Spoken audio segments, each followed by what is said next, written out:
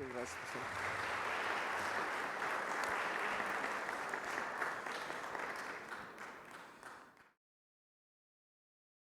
Am, Antes de comenzar, antes de iniciar cualquier cosa, primero que nada, de nueva cuenta, muchas gracias. Gracias por abrir la puerta de esta iglesia para que yo tenga el privilegio y el honor de venir a compartir un tema sumamente importante, también sumamente complejo, pero que creo que va a ser de mucha bendición.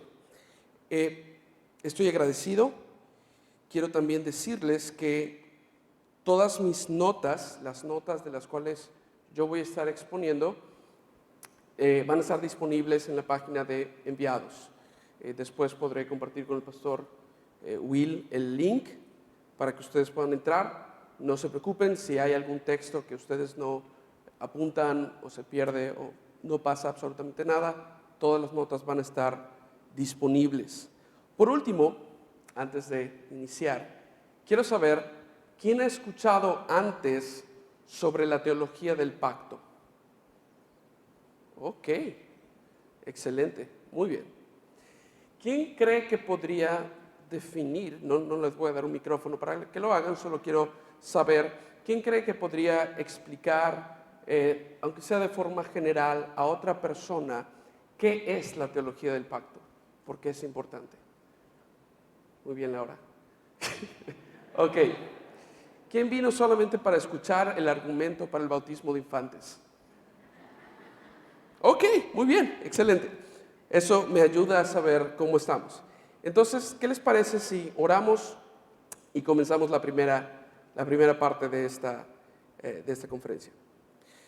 Oremos. Señor, gracias por tu amor, gracias por tus bendiciones, gracias por tus promesas.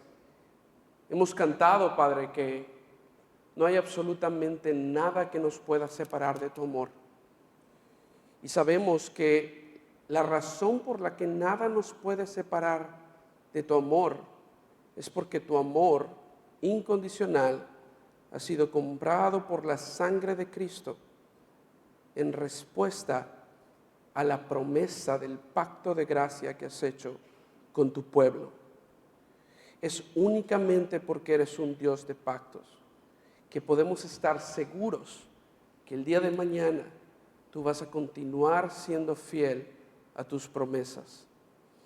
Padre, el tema que tenemos delante de nosotros el día de hoy es difícil, es quizá un poquito complejo, pero también es muy útil para la iglesia. No solamente es útil de forma intelectual, es útil para la vida de la iglesia. Ayúdanos, danos frescura de mente y apertura de corazón para poder recibir todo lo que sea verdad a partir de tu palabra. Te lo pedimos en el nombre de Cristo Jesús y para su gloria. Amén. En este viaje que acabamos de tener como familia, mi familia, yo no pude ir, pero mi familia, mi esposa, mis hijos, mi mamá, tuvieron la oportunidad de ir a una hacienda que todavía se dedica a producir cosas hechas con enequén. Por eso traigo esta soga conmigo. Esta soguita se la regalaron a mi hija.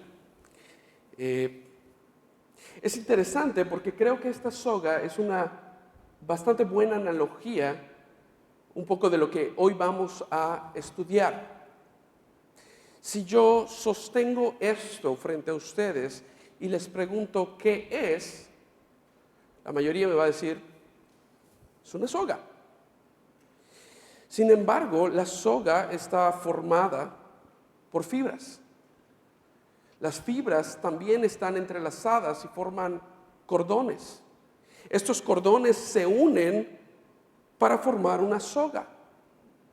Si yo tomo fibras individuales, yo no puedo cumplir con las funciones de la soga únicamente tomando fibras específicas. Incluso si yo tomo uno solo de los cordones, no va a tener la misma resistencia y la misma utilidad que la soga como un todo. La soga cumple sus múltiples funciones cuando se la toma como una unidad, cuando se ve como un todo. Y la teología del pacto es lo que nos permite ver con claridad la unidad de la Escritura. La teología del pacto nos permite ver con claridad la unidad de la Escritura. Nos permite ver la unidad de las doctrinas que provienen de la Escritura. Nos permiten ver la unidad entre el Antiguo y el Nuevo Testamento, entre los libros de la Biblia. En otras palabras, la teología del pacto, por un lado, facilita un marco teórico, un marco de referencia con el cual podemos trabajar y desde el cual podemos interpretar, entender y aplicar toda la palabra de Dios. Por otro lado, también, la teología del pacto es una doctrina con aplicaciones tremendamente prácticas. Y en las siguientes pláticas vamos a ver precisamente estos dos aspectos de la teología del pacto. Para tener claros nuestros objetivos, debo decir que la teología del pacto es tremendamente amplia y profunda y no puedo prometerles contestar absolutamente todas sus dudas.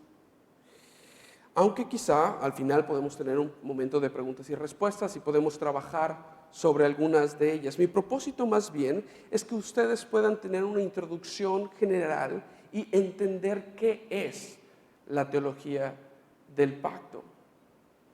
Si es posible convencerlos de que esta es una teología que proviene de la palabra de Dios, es una teología bíblica, pero por lo menos que podamos comprender qué es la teología del pacto y cómo esta teología se aplica a la vida del creyente. Entonces, en esta primera hora veremos la definición de la doctrina, su funcionamiento a través de la Escritura y mientras vemos el funcionamiento a través de la Escritura, también vamos a ver las bases bíblicas. De modo que si tienes tu Biblia o tu Bible app, también puedes estarme siguiendo a través de la primera plática. Así pues, lo primero que tenemos que definir, lo primero que tenemos que contestar es ¿qué es un pacto? ¿Qué es un pacto? Uno de los distintivos teológicos más importantes del cristianismo bíblico es el concepto de pacto. Cuando leemos a través de la Escritura, vemos esta palabra repetirse una y otra vez y el concepto de pacto está prácticamente en toda la revelación, en toda la Biblia. Definiendo pacto de la forma más sencilla posible, un pacto es un acuerdo entre dos partes en el cual existen condiciones y promesas. Un pacto es un acuerdo entre dos partes en el cual existen condiciones y promesas. Más importante aún, cuando hablamos de pacto en el contexto bíblico y teológico, el pacto es la forma como Dios ha decidido relacionarse con sus criaturas humanas. Cuando hacemos la pregunta, ¿qué relación tiene Dios con el hombre? La relación es una relación de pacto. Déjeme leer y comentar un poquito lo que dice la Confesión de Fe de Westminster en la primera sección del capítulo 7, que es precisamente todo un capítulo dedicado a los pactos. Ahí dice lo siguiente: la distancia entre Dios y la criatura es tan grande que aun cuando las criaturas racionales le deben obediencia como a su creador, sin embargo, ellas no podrán tener plenitud con Él. como su bienaventuranza o galardón, sino es por alguna condescendencia voluntaria por parte de Dios, habiéndole placido a éste expresarla por medio de su pacto. Ok, el lenguaje es un poquito anticuado, pero ¿qué significa todo esto? Esto quiere decir que cuando vemos la naturaleza de Dios y la naturaleza del ser humano, la diferencia natural entre estos dos seres es tan grande, es tal que la única forma como el hombre puede experimentar las bendiciones de Dios es si Dios decide condescender, si Dios decide bajar al nivel del hombre de forma voluntaria y Él decide iniciar una relación con la humanidad. Eso es natural. Dios es Dios y nosotros somos criatura. Y la distancia, la relación que hay, tiene que ser iniciada siempre por parte de Dios. Y a esta condescendencia voluntaria de parte de Dios para con el hombre le llamamos pacto.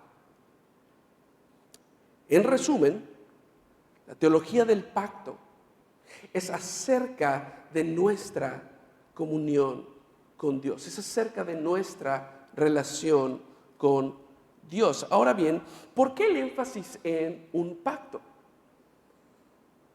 ¿Por qué el énfasis en pacto y no en otra cosa? ¿No hay acaso otras líneas doctrinales, otras enseñanzas que también brindan unidad a la historia de redención? Y la respuesta es sí, por supuesto que las hay. Ahora, cuando vemos la cuestión de pacto, los pactos tienen algo que otras líneas doctrinales a través de la historia de redención no tienen. Tomemos el ejemplo de la promesa. Uno puede trazar las promesas de Dios desde Génesis hasta Apocalipsis. Tomemos el ejemplo de las bendiciones del Señor. El tener al pueblo de Dios en el lugar de Dios, bajo el gobierno de Dios. Uno puede trazar todas estas cosas desde el Génesis hasta el Apocalipsis. ¿Por qué entonces nos decidimos por pacto? Porque como vamos a ver, todas estas otras cuestiones que también se pueden trazar desde Génesis hasta Apocalipsis, solamente se pueden trazar porque detrás de ellas hay un pacto. Sin el pacto no podríamos trazar estas otras doctrinas. De manera que el pacto tiene preeminencia, llamémosle preeminencia teológica o preeminencia lógica. Sin el pacto no hay estas otras doctrinas. Por tanto, el pacto viene primero. Además, Dios, quien ha inspirado su palabra, es el que ha escogido revelarse de una forma pactual, desde el principio, como veremos más adelante con el pacto con Adán. Es decir, cuando pensamos en la teología del pacto, esta no es una teología que hombres en el periodo posterior a la Reforma decidieron elegir como una bandera de su denominación. La decisión de revelarse al hombre y relacionarse con el hombre en forma de pactos no es del hombre, es de Dios. Y por eso el énfasis en los pactos. Ahora bien, como una nota aparte, bastante interesante, por lo menos para mí, mucho del entendimiento de los pactos mejoró cuando inició la ciencia de la arqueología. Cuando inicia la ciencia de la arqueología, arqueólogos comienzan a desenterrar documentos en el antiguo cercano Oriente, en esta región donde se vivieron los tiempos bíblicos y los pueblos bíblicos y las naciones que están en la palabra de Dios. Cuando empiezan a desenterrar documentos allá, muchos de estos documentos narran las relaciones entre personas, entre tribus, entre reyes y naciones en forma de pacto. Generalmente, Los reyes que tenían más poder en esas naciones entraban en acuerdos con naciones más pequeñas que se llamaban vasallos, y estas naciones pequeñas se comprometían a ser fieles a este rey. Mostraban su alianza cumpliendo las condiciones que este rey promoviera. Quizá era tributo, quizá era pedir hombres para el ejército, para conquistar otras naciones, quizá era lealtad al Dios de este rey. De esta manera se hacían estas relaciones de pacto. En cambio, el rey más poderoso, en lugar de conquistar esta nación más pequeña por la fuerza y destruir familias y destruir casas y destruir cosas que al final de cuentas eran riqueza para él, de forma voluntaria decidía mantener la paz y cuidar y proteger a esta nación y a su gente a cambio de lealtad. Estos acuerdos comunes en el antiguo cercano Oriente fueron los que produjeron muchísimos de estos documentos arqueológicos, documentos de pacto. Luego entonces, cuando Moisés escribe el Pentateuco, viviendo en esta misma época, los primeros 5 libros de la Biblia, que son el Pentateuco, es inspirado por el Espíritu Santo para utilizar este mismo concepto para representar la relación entre Dios y los hombres. Quizá la razón por la que Dios elige manifestarse en forma de pacto es porque esto es lo que vivía Moisés todos los días. Y el pueblo, con las naciones que estaban alrededor de ellos, era una forma en la que ellos podían comprender este tipo de relación. Quizá la razón por la que estos pueblos tenían estas relaciones de pacto es porque somos creados a imagen y semejanza de Dios. Y el pacto viene primero.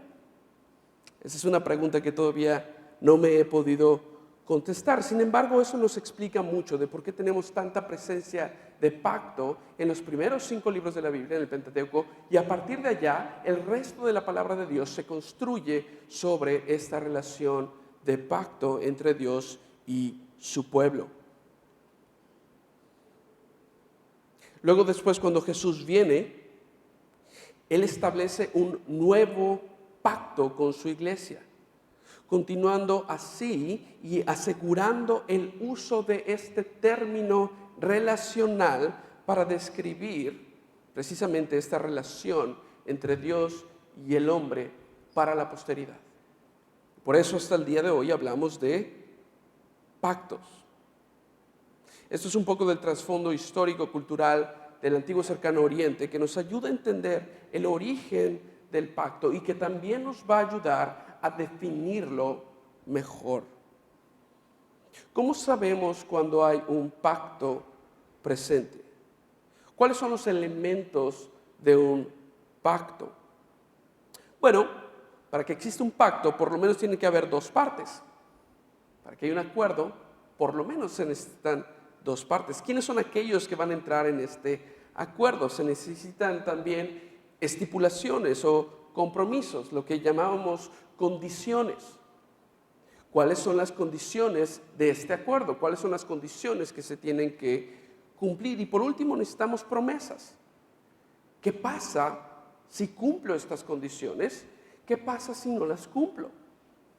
Tenemos promesas positivas. Les podemos llamar también bendiciones o beneficios en caso de cumplir con las condiciones del pacto. Por otro lado, también hay promesas negativas, maldiciones y juicio en caso de incumplir con las condiciones y romper de este modo el pacto. Los documentos arqueológicos que se encontraron muestran todas estas características.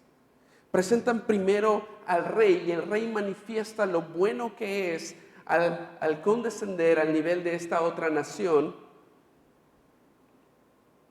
Y después la gracia que Él ha tenido para con los pueblos más débiles. Él establece las condiciones del pacto, promete protección en caso de cumplir y lanza maldiciones y juicios en caso de no cumplir con el pacto. Ahora, conocer esta estructura general, las dos partes, las condiciones y las promesas, es de gran ayuda por una sencilla razón. Los pactos en la Biblia no siempre son anunciados. Ese es un pequeño problema que tenemos al momento de explicar la teología del pacto. Los pactos no siempre son anunciados en la Biblia. No siempre te dicen a continuación viene un pacto. Tampoco te dicen lo que acabas de leer es un pacto. Ahora bien, este fenómeno no es extraño a nosotros. Este fenómeno es familiar. Si yo les digo que estoy leyendo un documento y en el documento tengo arriba a la derecha 26 de marzo de 2023, luego abajito a la izquierda, querida Iglesia Shalom, 2 puntos. ¿Qué tipo de documento estoy leyendo? Estoy leyendo una carta. Ahora, yo no les tuve que decir que estoy leyendo una carta y la razón es que ustedes están tan familiarizados con la estructura de una carta que ustedes lo reconocieron. Si yo les digo que estoy leyendo algo y al final termino y vivieron felices para siempre, ¿qué estoy leyendo? Un cuento, una historia. De nueva cuenta, ustedes están familiarizados con esto y el título del cuento no tiene que ser cuento tal. Simplemente tenemos un título. Del mismo modo, en ocasiones los pactos no están directamente referenciados. Por eso conocer la estructura es importante porque nos permite identificarlos. Entonces bien, un pacto es un acuerdo entre dos partes en las que existen condiciones y promesas. Y cuando hablamos de la tradición reformada, específicamente la tradición presbiteriana, los documentos de Westminster, que son parte de nuestros estándares teológicos, reconocen 3 pactos fundamentales. Un pacto de obras, un pacto de gracia y un pacto de redención. Cada uno tiene dificultades específicas y también entre todos comparten dificultades que mantienen a algunas personas escépticas a esta teología. Entre las dificultades compartidas es que necesariamente no encontramos estos términos en la Biblia. No vas a encontrar un capítulo que defina los 3 pactos que estoy mencionando aquí. No vas a encontrar un versículo donde diga pacto de obras es tal y el pacto de gracia es tal y este es el pacto de redención. Ahora, para ser completamente honesto, esto no nos debe incomodar en lo absoluto. ¿Por qué? Porque el hecho de no tener esto de forma tan clara o tan manifiesta en la Biblia no me incomoda. Y les propongo que tampoco debería incomodarles a ustedes. La razón es que tampoco somos ajenos a este fenómeno. Pensemos, por ejemplo, en la Trinidad. La Trinidad es un concepto bíblico. La Trinidad, yo diría, es un concepto bíblico, y si el pastor está de acuerdo conmigo, más importante que la teología del pacto. Y no tenemos un pasaje que mencione la palabra Trinidad. Pensemos en sola escritura. Como reformados, como iglesia presbiteriana, nos apegamos a la doctrina de sola escritura y sin embargo no tenemos un texto que nos diga sola escritura. ¿Han escuchado que la Biblia es la única regla de fe y práctica para la vida del creyente? Eso no está en la Biblia. Ahora, es bíblico. La enseñanza es bíblica, pero esa fraseología viene de Westminster. El punto de aquí es este fenómeno de no decir algo de forma precisa no es único de la teología del pacto y hay doctrinas más importantes que han sobrevivido sin necesariamente tener estas frases en la Biblia. En el caso de la teología del pacto, no es un pasaje particular que nos convence de su existencia, sino la evidencia de toda la Escritura y de la Escritura como un todo. Otra vez, la evidencia de toda la Escritura, cada libro individual, cada pasaje individual, cada testamento, pero también de toda la Escritura como un todo. Cuando vemos la impresionante unidad que existe entre testamentos, entre libros, en la historia de redención, tenemos que tener una forma de explicar esta unidad. Y esta forma, mi propuesta es que es la teología del pacto. Así pues, el primer pacto que encontramos en la Biblia es conocido como el pacto de obras. En este pacto, Dios establece una relación con Adán, a quien promete implícitamente vida eterna bajo la condición de una obediencia personal perfecta, que debía ser demostrada al abstenerse de comer del árbol del conocimiento del bien y del mal. Y por ello se le llama pacto de obras. Del mismo modo, promete la muerte en caso de no cumplir con las condiciones. Y nos vamos a empezar a mover a través de la Biblia ahora. Si tienes tu Biblia contigo, ve por favor a Génesis capítulo 2, versos 16 y 17. Y ordenó el Señor Dios al hombre diciendo, aquí viene la condición, de todo árbol del huerto podrás comer, pero del árbol del conocimiento del bien y del mal no comerás. Y aquí viene la promesa, porque el día que de él comas, ciertamente morirás. Implícitamente, si obedeces y no comes de este árbol, no vas a morir, sino que vas a vivir. El primer reto en este pacto, otra vez, es que la palabra pacto no aparece en este texto. Ahora bien, existen tres motivos fundamentales para considerar esta primera interacción, muy importante interacción, como un pacto. Y la primera razón es que encontramos todas las partes y los elementos esenciales de un pacto en aquella narrativa de Génesis. Tenemos las dos partes, tenemos a Dios y tenemos a Adán. ¿Cuál es la condición? La condición es obediencia, inmediata, perfecta. Inmediata quiero decir que no tiene un mediador, obediencia personal. ¿Y cuál es la promesa? La promesa de muerte si no cumples el pacto y promesa de vida si lo cumples. La segunda razón es que el pueblo de Israel entendía esta relación como un pacto.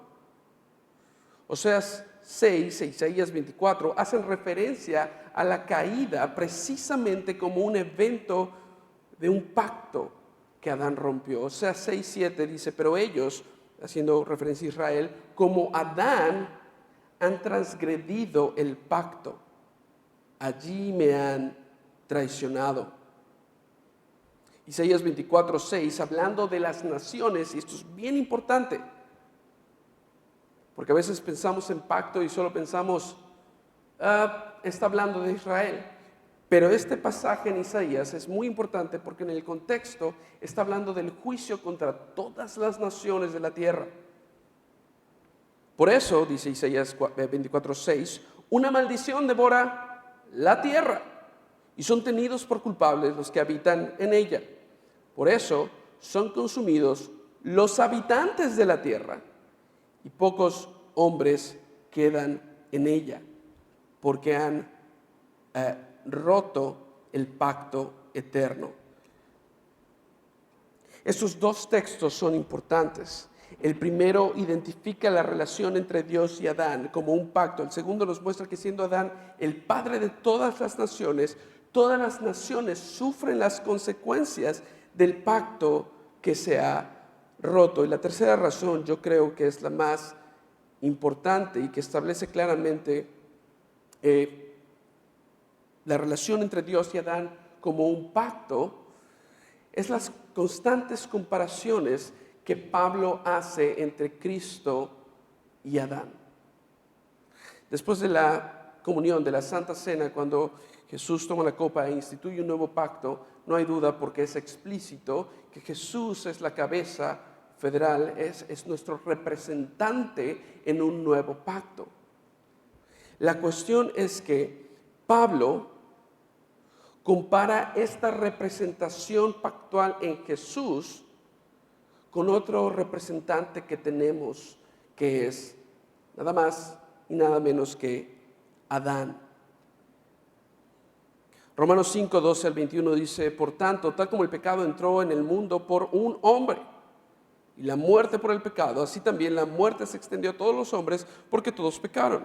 Pues antes de la ley había pecado en el mundo, pero el pecado no se imputa cuando no hay ley. Sin embargo, la muerte reinó desde Adán hasta Moisés, aún sobre los que no habían pecado, con una transgresión semejante a la de Adán, el cual es figura del que había de venir.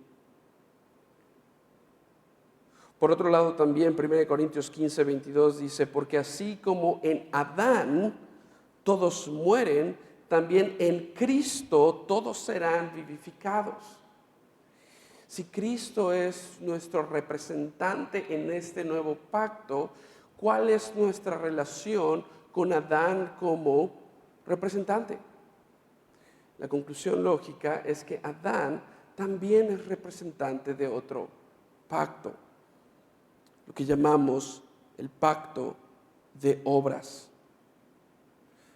Lamentablemente, Adán no pudo cumplir con la condición de la obediencia perfecta. Y siendo el representante de todos los hombres que habían de venir de él, como dice 1 Corintios 15, en él todos caímos. Esto es algo bien interesante de la teología del pacto también, es que explica el mundo en el que vivimos.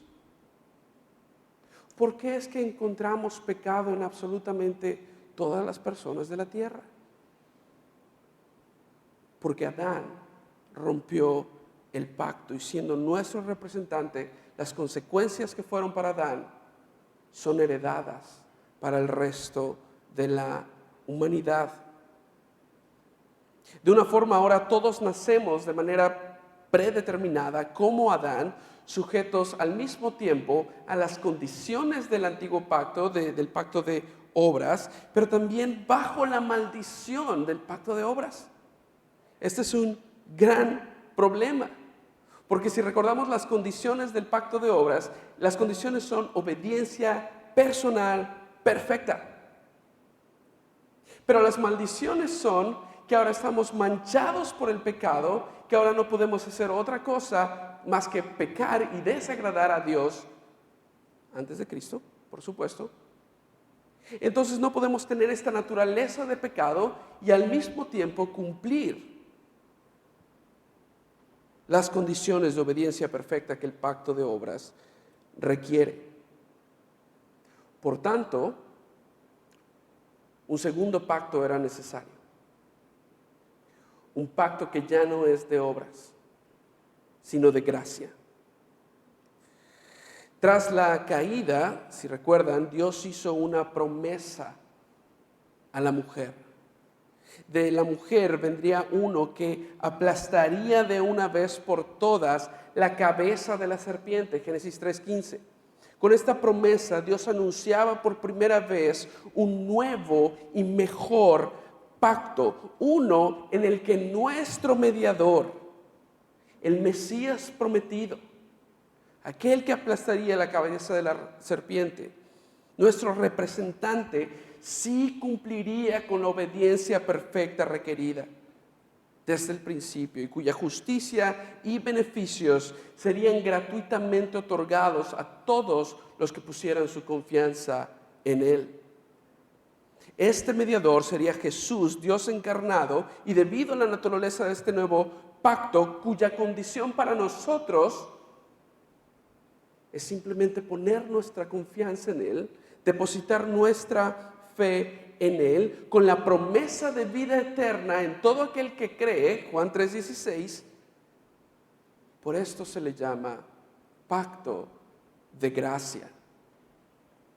no porque no se haya tenido que cumplir con una obediencia perfecta, sino porque el que cumplió la obediencia perfecta, que es Cristo Jesús, por gracia nos entrega su justicia. Ahora también este pacto tiene dificultades. La dificultad es que Jesús no se aparece al día siguiente, el miércoles por la tarde, después de que Adán y Eva pecaron. Por lo que este pacto, aunque conserva los mismos elementos esenciales a través de la historia bíblica, no fue manifestado del todo en un instante, sino que se va manifestando paulatinamente. Poco a poco el Señor va revelando más y más y más de cómo iba a cumplir esta promesa de aquel que aplastaría la cabeza de la serpiente, hasta claramente revelarse en el nuevo pacto con Cristo Jesús. Es decir, Dios a través de la historia revela poco a poco más y más la naturaleza de este pacto de gracia. Entonces Dios vemos que hace un pacto con Abraham, hace un pacto con Moisés, hace un pacto con David, hasta que finalmente llegamos a ese epítome de la historia de redención, donde Jesús toma la copa y dice: esta es la sangre del nuevo pacto. Aquí tenemos otro reto. ¿Cuántos pactos son? ¿Son muchos o es uno? Si claramente tenemos varios pactos con varias personas, con varios mediadores, ¿por qué lo llamamos un solo pacto de gracia? Bueno, aquí es importante hacer una distinción que he llamado diferencias históricas y diferencias esenciales de un pacto. Diferencias históricas y diferencias esenciales. Por ejemplo, cuando vemos el pacto de obras, ese es un pacto porque cumple con las características de un pacto, pero es esencialmente distinto porque las condiciones no son las mismas. Cuando la condición del pacto de obras es obediencia personal perfecta, la condición del pacto de gracia es la fe en Cristo Jesús. Es un pacto que tiene un mediador. Entonces, entre estos dos pactos hay diferencias esenciales. Sin embargo, cuando vemos lo que vamos a llamar diferentes administraciones de este pacto de gracia, vemos las mismas condiciones, las mismas promesas, y el único cambio que hay son cambios históricos, representantes que necesariamente tenían que cambiar, porque como dije, Jesús no se apareció el miércoles por la tarde al día siguiente, sino que es toda la historia de una nación, toda la historia del pueblo de Dios, y por supuesto las personas no tienen vidas tan largas. Y también otro cambio que hay, que no es realmente un cambio, es que cada vez se da más luz sobre este pacto de gracia. Hace mucho tiempo, bueno, vamos a ver si puedo utilizar esta analogía aquí. Levanten sus manos si alguna vez jugaron Age of Empires. Ok, la voy a utilizar solamente por los jóvenes. En Age of Empires era un juego donde tenías que ir conquistando tierra. Pero tú comenzabas con un pedacito muy pequeño de tierra y todo lo que estaba alrededor era oscuro.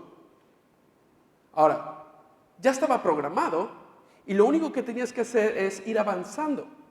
Y conforme tú ibas avanzando, se iban iluminando nuevas porciones de esa tierra que tú tenías que conquistar. La tierra no se formaba conforme ibas avanzando, ya estaba allá. Lo único que sucedía es que se iluminaba lo que ya existía desde el principio. De forma similar, cuando vemos en la historia de redención las diferentes administraciones del pacto de gracia, lo único que estamos haciendo es avanzar en Age of Empires. Lo que estamos haciendo es avanzar, y conforme avanzamos, el Espíritu Santo, por gracia, revela más y más y más de aquella promesa que le hizo a Eva en Génesis 3:15. En este sentido, llamamos al pacto de gracia uno y no muchos, porque los elementos básicos de estas diferentes administraciones, como vamos a ver, son idénticas. En otras palabras, para utilizar un poquito de mi educación médica, comparten el mismo ADN. Si hiciéramos una prueba de todos los pactos de gracia, el pacto con Abraham, el pacto con Moisés, el pacto con David y el nuevo pacto, todos tienen exactamente el mismo ADN, es el mismo pacto de gracia. La diferencia, como he comentado, es una cuestión de administración. Dios revela de a poco, más y más, los elementos del pacto que terminan en la claridad total de Cristo Jesús. Ahora, para entender mejor esto, veamos algunos de los textos que nos muestran cada uno de estos pactos. El primer texto se encuentra en Génesis 12, 1 al 3. Y este texto es importante porque nos muestra la gracia que hay detrás del pacto con Abraham. Cuando el Señor llama a Abraham, le dice: vete de tu tierra, de entre tus parientes y de la casa de tu padre, a la tierra que yo te daré y te mostraré. Haré de ti una gran nación y te bendeciré, engrandeceré tu nombre y serás bendición. Bendeciré a los que te bendigan. Y a los que te maldigan, maldeciré. Y eso es importante. Y en ti serán benditas todas las familias de la tierra. Capítulos más tarde, en el capítulo 15, cuando Dios promete esta descendencia, aquí comenzamos a ver que los hijos son importantes en la teología del pacto. Cuando Dios promete esta descendencia a Abraham, Él se le aparece en una visión, y voy a resumir lo que dice el capítulo 15 porque todo el capítulo 15 es importante, pero básicamente es en este momento donde Dios hace efectivo el pacto con Abraham. Y lo que hace es pedirle a Abraham que junte ciertos animales, que los sacrifique, que ponga una mitad de un lado, otra mitad del otro. Hace a Abraham caer en un sueño profundo y luego Dios desciende como fuego y humo y pasa a través de estos animales como representación que él se estaba comprometiendo a cumplir la promesa que había hecho Abraham. Aquí es algo curioso, Abraham no pasa por esos animales. Y este acto ritual significaba que si yo no cumplo esta promesa, que mi futuro sea el mismo que estos animales. Muerte. Por eso el Señor hace a Abraham caer en un sueño profundo. Porque como nosotros, Abraham también rompió en ocasiones el pacto. Pero el Señor, que es fiel, Él fue el que cruzó, Él fue el que pasó. Y la promesa se revela más cuando le dice: mira hacia el cielo, cuenta las estrellas si te es posible, porque así será tu descendencia. Este es el pacto que Él hace con Abraham. En aquel día, dice el verso 18, el Señor hizo un pacto con Abraham diciendo: a tu descendencia he dado esta tierra. Y menciona todos los límites de esta tierra. Y después, otra parte importante de este pacto es el capítulo 17. En Génesis 17 se instaura una señal del pacto. Y la señal es la señal de la circuncisión. Dice el capítulo 17: yo soy Dios Todopoderoso, anda delante de mí, sé perfecto, yo estableceré mi pacto contigo y te multiplicaré en gran manera, misma promesa. Entonces Abraham se postró sobre su rostro y Dios habló con él diciendo: en cuanto a mí, he aquí mi pacto es contigo. Menciona las promesas del pacto. Verso 9, dijo además Dios a Abraham: tú pues guardarás mi pacto, tú y tu descendencia después de ti por sus generaciones. Este es mi pacto que guardaréis entre yo y vosotros y tu descendencia después de ti. Todo varón de entre vosotros será circuncidado. Y lo que significaba la señal de la circuncisión, algo similar a lo de los animales, aquel que rompa el pacto, ya estamos hablando de una descendencia, estamos hablando de una comunidad de pacto, no solamente una cuestión personal, aquel que rompa el pacto, así como la piel del prepucio en la circuncisión es echada afuera, esta persona también va a ser echada fuera. Por otro lado, esta parte de la anatomía masculina también era una señal de impureza. Y lo que significaba también la circuncisión era el que permanece en el pacto, su maldad será echada fuera. Lo que es importante aquí en este segundo pasaje, y es con Abraham con quien más nos vamos a detener, los demás van a ser mucho más rápidos, es que con el pacto vemos dos cosas nuevas. La primera es la descendencia está involucrada. La segunda es, con el pacto vienen señales que apuntan a las promesas positivas y negativas del pacto. Después, con Moisés, es interesante en Éxodo 2, 23 al 25, otra vez yo les voy a compartir todos estos textos, que es debido al pacto que Dios hizo con Abraham, Isaac y Jacob, que Dios se dispone a rescatar a su pueblo de las manos de los egipcios.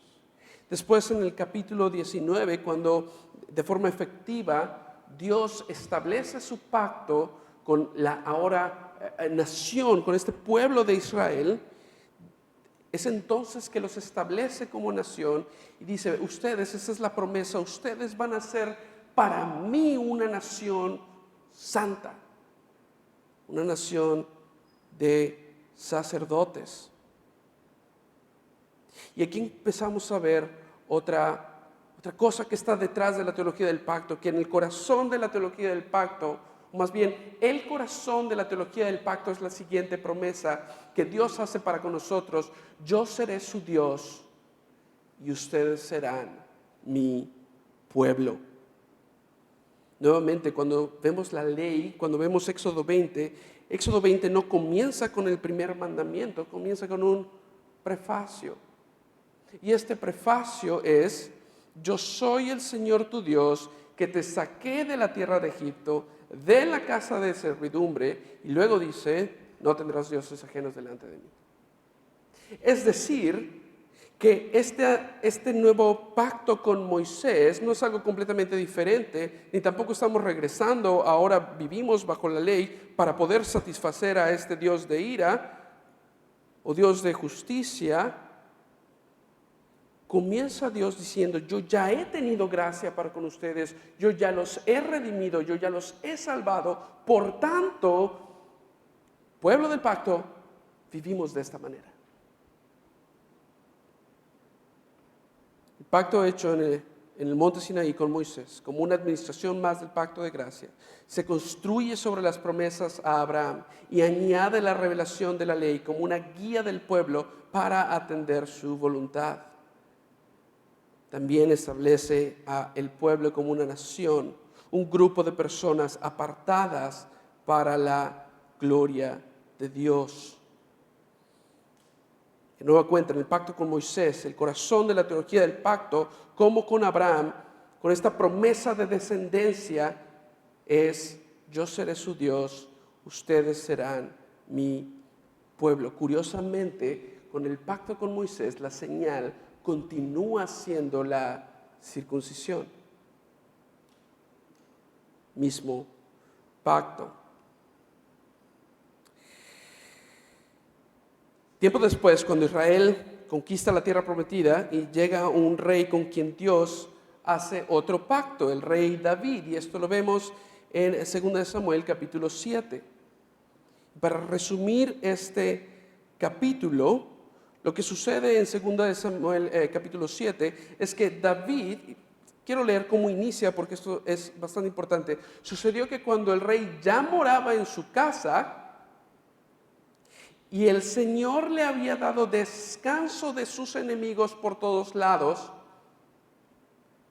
el rey David dijo al profeta Natán: mira, yo habito en casa de cedro, pero el arca de Dios mora en medio de cortinas. ¿Qué es importante de esto? Nuevamente, este texto comienza mostrando la gracia que Dios ya ha tenido con David. El pueblo de Israel ya ha conquistado la tierra, y este primer rey que fue Saúl, que por mucho tiempo persiguió a David, ha fallecido. Tiempo después hubo una guerra civil para saber dónde se iba a encontrar el centro del reino de Israel. Y en este momento todo esto es historia. Hay paz, hay gracia para con David, tiene descanso. Y por eso dice David: yo quiero construir una casa para el Señor. El Señor responde: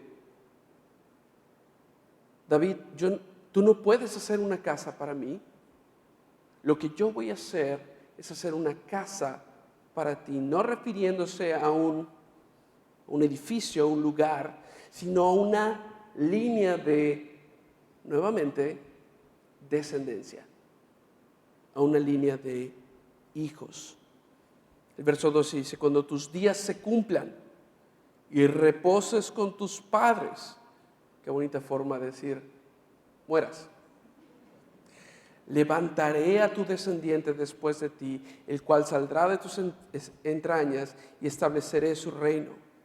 Él edificará casa a mi nombre, y yo estableceré el trono de su reino para siempre. Yo seré padre para él, y él será hijo para mí. Verso 15: tu casa y tu reino permanecerán para siempre delante de mí. Tu trono será establecido para siempre. Cosas importantes que vemos aquí es que ahora no solamente se establece la nación de Israel, sino se establece como un reino, y a David le es prometido que de su linaje vendría alguien que sería un rey eterno.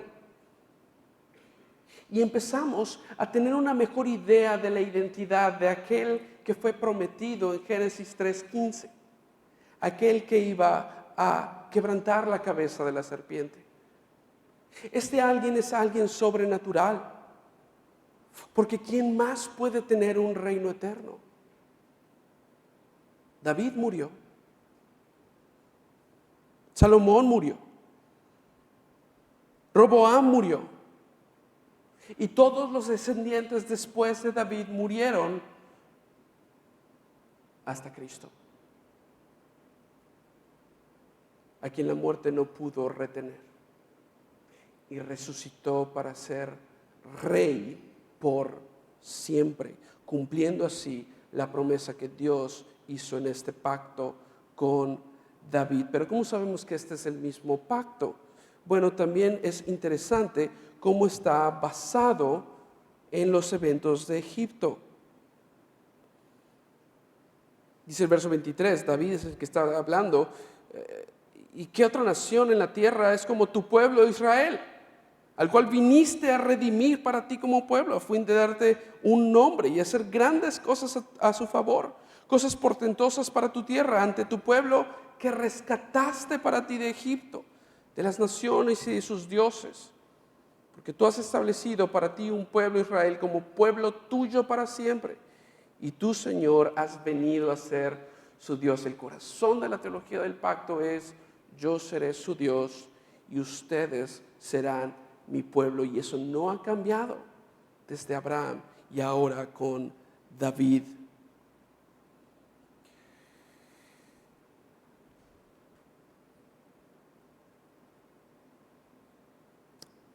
Si tienen sus Biblias, vayamos a Jeremías, capítulo 31, verso 31.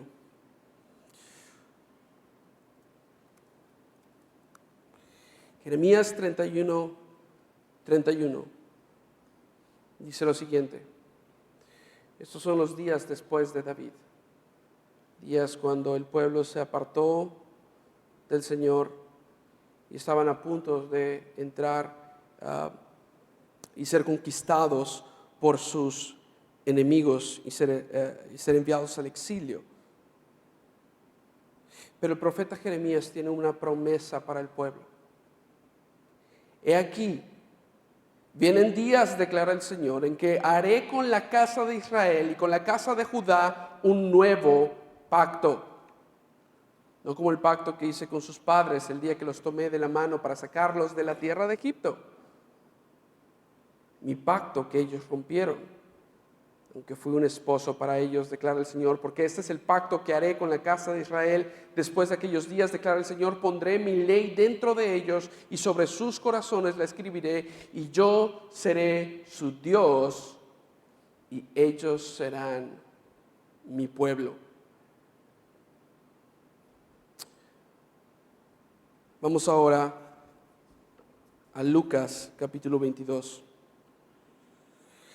La última administración del pacto de gracia, con toda esta historia que quizá era ajena para nosotros, ahora ya la conocemos, pero para el pueblo de Dios la tenían bien en cuenta.